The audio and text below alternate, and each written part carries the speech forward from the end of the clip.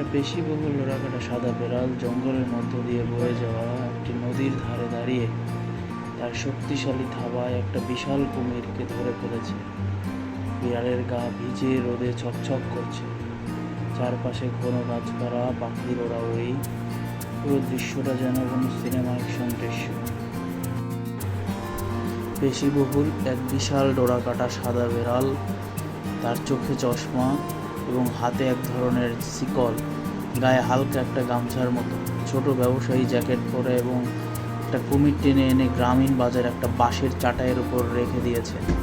এবং আশেপাশে হাটের মানুষ, কেউ দামদারি করছে, কেউ বা বিস্ময়ে তাকিয়ে আছে, কেউ বা সেটা বিক্রির জন্য প্রচেষ্টা করছে।